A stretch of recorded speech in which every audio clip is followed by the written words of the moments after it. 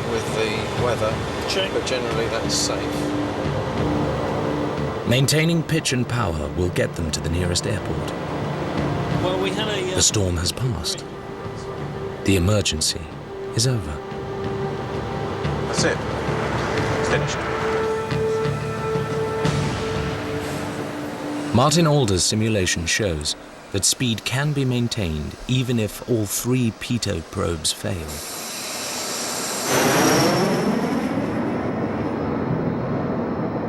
But was this standard pitch and power technique applied by the crew of Flight 447?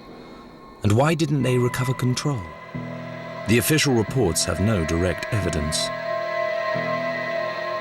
But former Airbus pilot John Cox identifies a crucial detail in the standard procedures. If they were just entering an area of choppy air, they may very well have been slowing the airplane down. When Flight 447 first entered the storm, they would reduce speed. So autothrust decreases engine power automatically. But it does not give the pilots an important visual signal. The thrust levers themselves, the throttles, don't move, unlike some other airplanes where you can feel the throttle in your hand moving. With Airbus aircraft, that throttle doesn't move with autothrust engaged, so you have to look at specific engine power indications. The power indications are displayed here on the central control panel. But in John Cox's scenario, the pilot doesn't notice it. If you're very task saturated, your concentration is going to be directly in front of you. What's the power output of the engines? You're going to have to physically turn your attention and look to the center console area. This is not going to be done as frequently as looking at the things right in front of you. It's certainly going to be in the scan. The question is how often.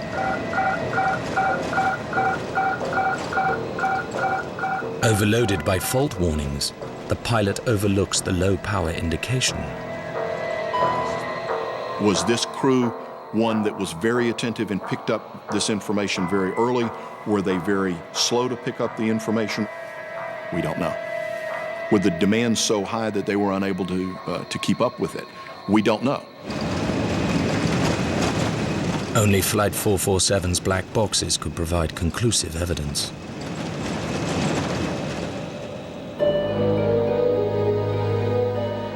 But now Tony Cable discovers a worrying pattern to support Cox's theory. In 10 previous incidents of airspeed failure, the crews failed to increase thrust immediately. In quite a number of them, it's clear that the crews were very slow to get onto manual throttle operation. In 5 cases, crews did not take manual control of thrust for more than 60 seconds. For Flight 447, that would spell rapid deceleration and the risk of a sudden stall. 10 to 15 knots would not be unusual. If you decelerate at a knot a second, it's 15 seconds. The aircraft could slow down to a much lower speed, and you could approach the stall quite quickly in that manner at altitude. There is a good possibility that at some point in the last 4 minutes that there was a stall event.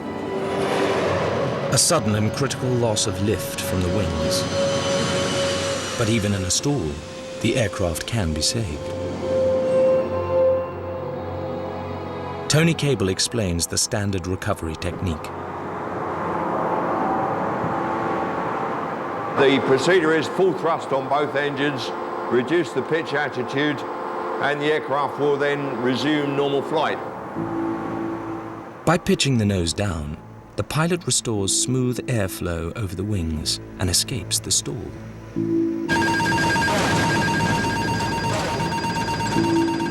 But Flight 447's pilots may have found themselves in totally unknown territory. If they were in a condition that it fully stalled, oftentimes when the nose breaks, they'll roll off on a wing. And that's a pretty aggressive maneuver when the airplane does that. If one wing stalls before the other, The aircraft rolls violently to one side, more like a fighter jet than a passenger airliner.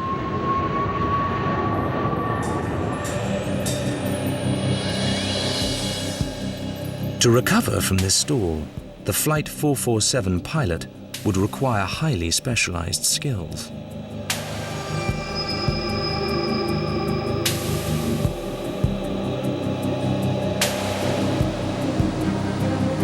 This is the National Aerospace Training and Research Center in Pennsylvania. At the controls of his advanced simulator is Colonel Paul Comtois, a former U.S. Air Force F-16 fighter pilot. He believes that taking an aircraft to the extremes is a skill that only comes from direct experience. We don't fly around autopilot a lot. We have a lot of, hands-on stick time.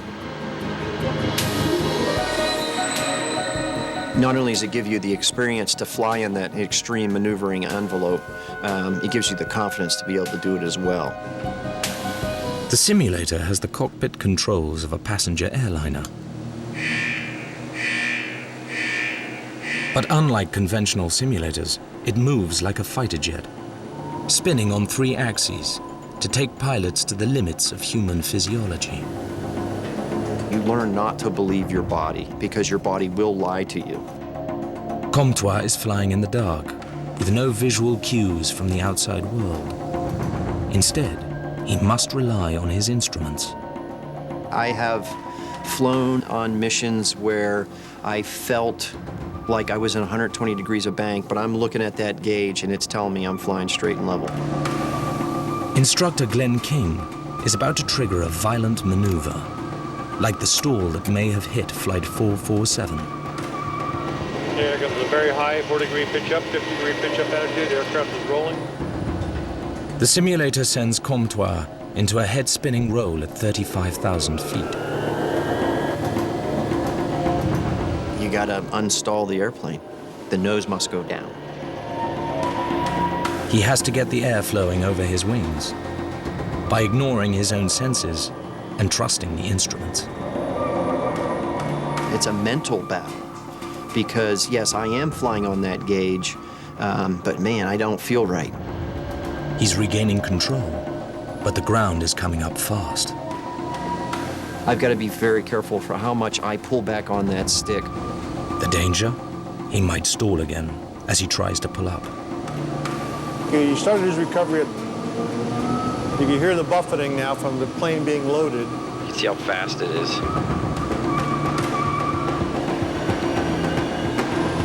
Now, the aircraft's starting to G-load, starting to load up the Gs. The airspeed's very high.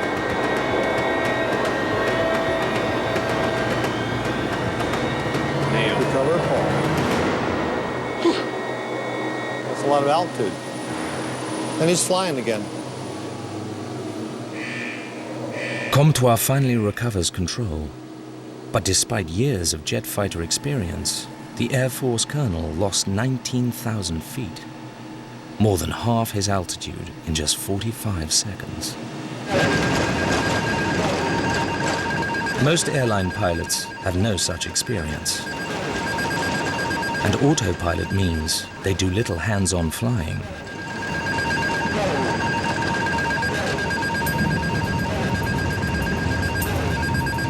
For Tony Cable, the case of Flight 447 highlights critical training issues. It has raised the question about whether the situation is actually being made worse by the increase in automation, whereby crews don't get a great deal of opportunity to manually fly the aircraft. Paul Comtois agrees.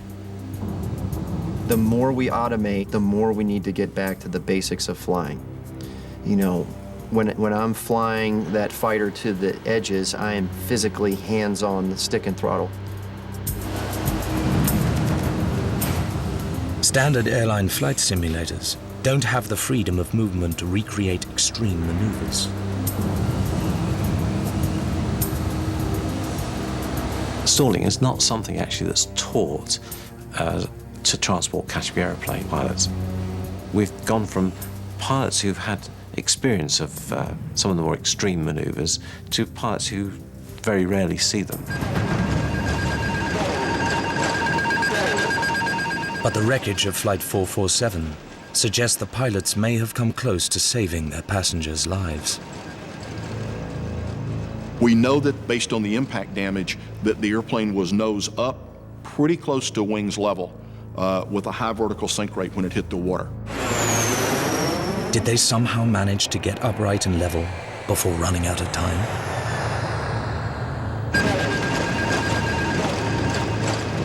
Without further evidence, this is one question the investigators can't answer.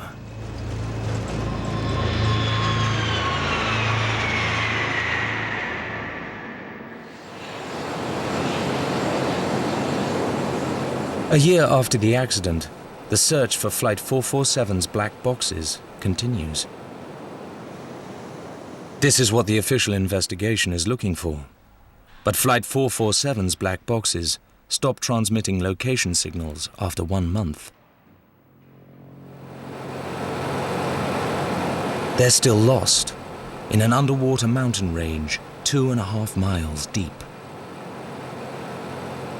The only way that we're going to find complete and total understanding of what happened to that airplane is if we're fortunate enough to get the cockpit voice recorder and digital flight data recorder.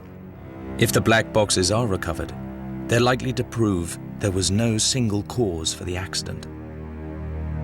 In any of these accidents, they are chains of unusual circumstances. It only requires one of those links in that chain to be broken to prevent it happening again. From the existing limited evidence, our independent team has linked together the possible chain of events. No single link is fatal in itself. But together, they provide the most convincing solution so far to the mystery of Flight 447. Just before 2:10 a.m., Flight 447 flew into a 250-mile-wide Atlantic storm. A possible reason? It was hidden from the aircraft's radar by a smaller storm. We believe that the aircraft was probably in an area of turbulence which had been challenging to fly. The next link in the chain. The storm clouds contained a rare form of water. What's possibly unusual in this storm is to have supercooled liquid water this high up in the atmosphere. Then, another unforeseen event. Flight 447's pitot tubes develop a problem. There is little doubt that the airspeed systems failed in some fashion, probably due to icing, and that the aircraft went out of control from that point. The automatic flight systems failed, forcing the pilots to take back control. They were faced with multiple warnings, multiple system failures at night over water. Unbelievably challenging environment.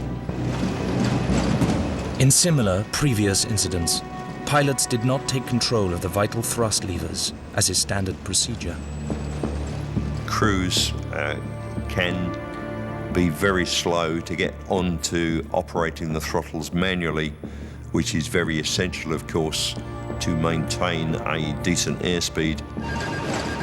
If they lost too much airspeed, the potential high-altitude stall would have been far beyond most airline pilots' experience. If you've never been there and you don't know what to expect, the results are going to be disastrous. But in the final struggle, it's possible that the crew almost saved their passengers before a second, and this time terminal, stall. They were not successful in surviving the event.